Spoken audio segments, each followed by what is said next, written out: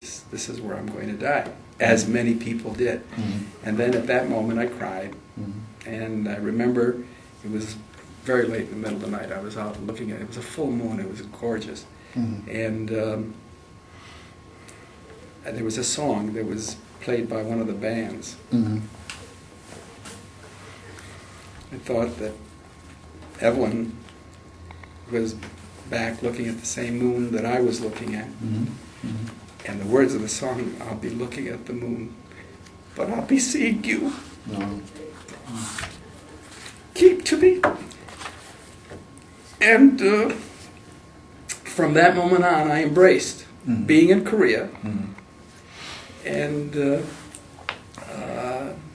I knew that however it turned out, it was going to be okay. And I think that I know why you asked the question. And there are individuals that don't embrace where they are, and they fight it every day, every moment.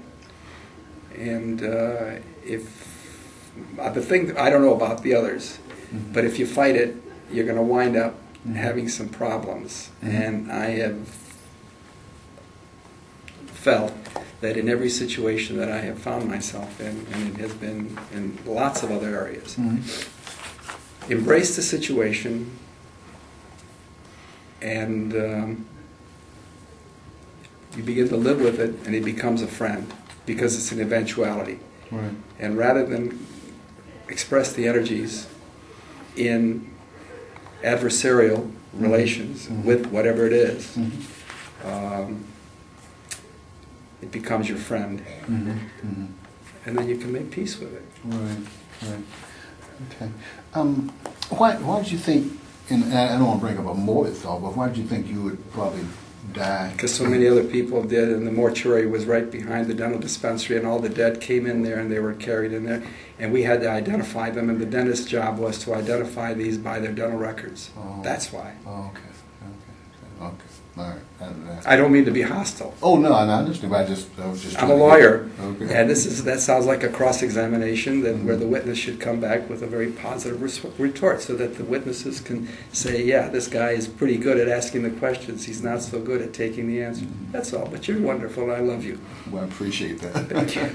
The question did initiate a spark. I'll have to deal with this when I get out of here and find out why. Because you're sweet and you're lovely, and I wouldn't offend you in the world. But that did bring back, that was, put a lot of people in bags, and that was not a nice thing. I understand. Now that you how long did it really take you to get settled into? I know you say your motto is to embrace the situation. Sure. So how long did it take you to really get settled in, and then sort of get into a routine where you had some things, your off hours, and what did you do during your off hours? The next morning, when I got there, I reported to the colonel's office, and he said, "Welcome to K8, and the dispensary is there, and the adjutant will show you where it is." And we had a call that morning, and so that's how long it took. I got in there, I scrubbed, and I remember that we had a couple of enlisted personnel, and one of them was a technician, and he really didn't have a lot to do because we didn't do a lot of work that required that. And then I needed an assistant, so I had the Private Danielson. I still remember his name. That's interesting. And I said, "You're going to be cross-trained for assisting." And he said, "Lieutenant, my MOS is the laboratory." And I said, Daniel said, "While you're here, I'm your MOS. And if you want a court-martial, you'll bring that up again at some point. And this is what your duties are. And if you got a complaint, go to the chaplain, and we can go out here and replace you." And never had a problem after that. I did a lot of work for him. He had major dental problems, and we did that, and we remained friends. And, he was one of the first to congratulate me when I made captain, which was shortly after, which was routine.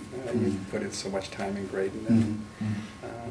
But that was an interesting thing. And then there was a woman who was a Korean, and she used to walk 5 miles every morning to come in from the village in Kunsan, and she would clean the place up and scrub. And they had some of the Korean personnel that were there, and I needed more assistance because there were people that were out there. She didn't speak English, and she scrubbed the floors and cleaned shoes for some of the officers that were there. And I got permission to cross-train her for assisting. And there were primitive conditions, and so there was a place where I arranged with one of the sergeants. They do everything, and they had a place where she could take a shower privately and get cleaned up because the facilities that she had were not. And they gave her some bed sheets, and 2 days later she made some nurse's uniform, and she came in. She was, by the time I left, she was an outstanding nurse and assistant. She learned all of the instruments, and she didn't speak English very well, but she understood what instruments, and she had pictures with Korean hieroglyphics, and she knew which instruments were what, and she was great. And she cried when we left. I cried. She was a great assistant, and I don't know where she is now, but she's got to be pretty mature. She was always on time, and it was always walking in. She'd go out, take a shower in this private place that the sergeants had made arrangements for. She'd clean, fingernails would clean, scrubbed, understood sterility, and so that helped me to reinforce. So I did a lot of things to pass the time when we had free time.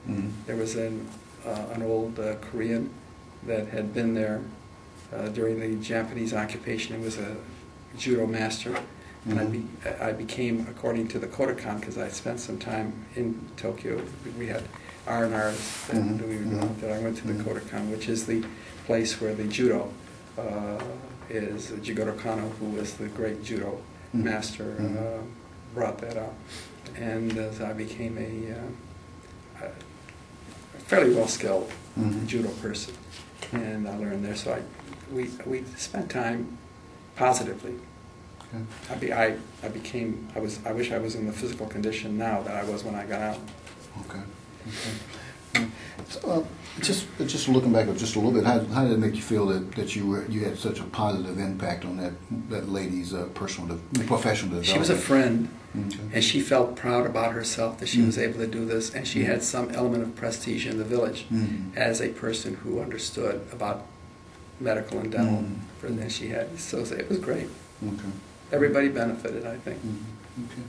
And also during this period of time, that you develop any, let's say, friendships and camaraderie with your fellow officers or NCOs or anything of that nature that was part of your routine?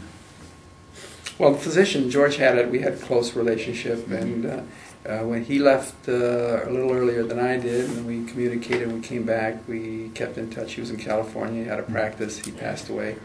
Very bright man.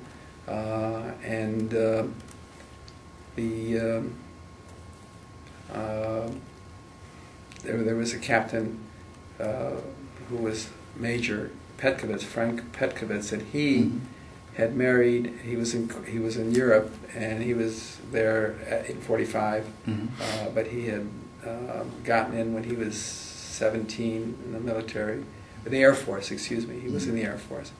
And so we became very good friends, and he had married the wife of an Obersturmführer sergeant in the German army who was killed, and they had a child.